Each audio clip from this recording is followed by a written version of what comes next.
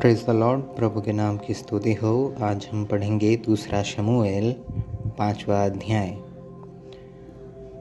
तब इज़राइल के सब गोत्र दाऊद के पास हेब्रोन में आकर कहने लगे, सुन, हम लोग और तू एक ही हाड़ मांस है। फिर भूतकाल में जब शाऊल हमारा राजा था, तब भी इज़राइल का अगुआ तू ही था। और यहोवा ने तुझसे कहा कि मेरी प्रजा इज़राइल का चरवाहा और इज़राइल का प्रधान तू ही होगा। सो सब इज़राइली पुरनिये हेब्रोन में राजा के पास आए और दाऊद राजा ने उनके साथ हेब्रोन में यहोवा के सामने वाचा बांधी। और उन्होंने इज़राइल का राजा होने के लिए दाऊद का अभिषेक किया। दाऊद 30 वर्ष का होकर राज्य करने लगा और 40 वर्ष तक राज्य करता रहा। 7.5 वर्ष तक तो उसने हेब्रोन में यहूदा पर राज्य किया और 33 वर्ष तक यरूशलेम में समस्त इज़राइल और यहूदा पर राज्य किया।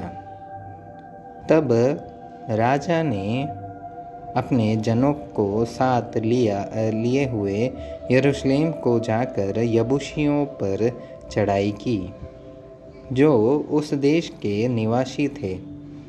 उन्होंने यह समझकर कि दाऊद यहाँ बैठ न सकेगा, उससे कहा, जब तक तू अंधों और लंगड़ों को दूर न करे, तब तक यहाँ बैठने न पाएगा। तो भी दाऊद ने सिय्योन नाम गढ़ को ले लिया। वही दाऊदपुर भी कहलाता है।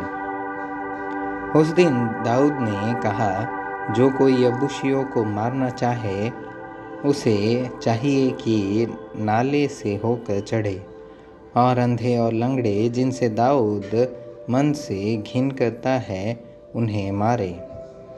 इससे यह कहावत चली कि अंधे और लंगड़े भवन में आने न पाएंगे। और दाऊद उस गढ़ में रहने लगा और उसका नाम दाऊदपुर रखा। और दाऊद ने चारों ओर मीलों से लेकर भीतर की ओर शहरपनाह बनवाई।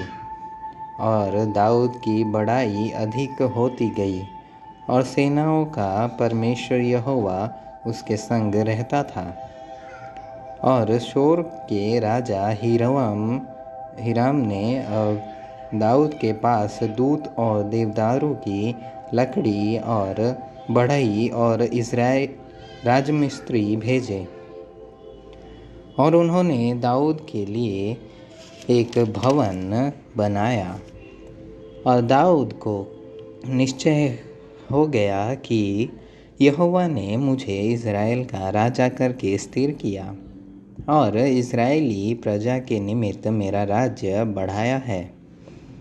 जब दाऊद हेब्रोन से आया, तब उसके बाद उसने यरूशलेम की और रखेलियाँ रख ली और पत्नियाँ बना ली।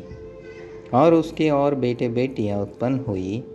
उसके जो संतान यरूशलेम में उत्पन्न हुए, उनके ये नाम हैं, अर्थात शम्मू, शोबाब, नातान, सुलेमान, यिब्हार, एलोशू, नेपेग, यापी, एलीशामा, एलियादा और एलीपेलेद।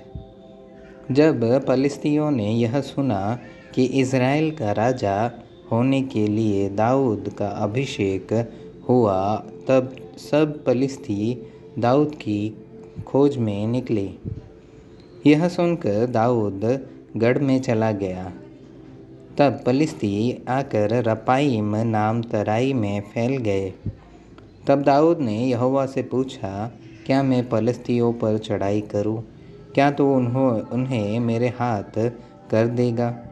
यहोवा ने दाऊद से कहा, चढ़ाई कर, क्योंकि मैं निश्चय पलिश्तियों को तेरे हाथ कर दूंगा। तब दाऊद बाल परासीम को गया और दाऊद ने उन्हें वहीं मारा। तब उसने कहा, यहोवा मेरे सामने होकर मेरे शत्रुओं पर जल की धारा की नाई टूट पड़ा है। इस कारण उसने उस स्थान का नाम बाल परासीम रखा। वहाँ उन्होंने अपनी मूर्तों को छोड़ दिया और दाऊद और उसके जन उन्हें उठा ले गए। फिर दूसरी बार पलिश्ती चढ़ाई करके रपाईम नाम तराई में फैल गए। जब दाऊद ने यहोवा से पूछा, तब उसने कहा, चढ़ाई न कर, उनके पीछे से घूमकर तूत वृक्षों के सामने से उन पर छापा मार, और जब तूत वृक्षों की फुनगियों में से सेना के चलने की सी आहट तुझे सुनाई पड़े, तब यह जानकर फुर्ती करना कि यहोवा पलिश्तियों की सेना को मारने को मेरे आगे अभी पधारा है।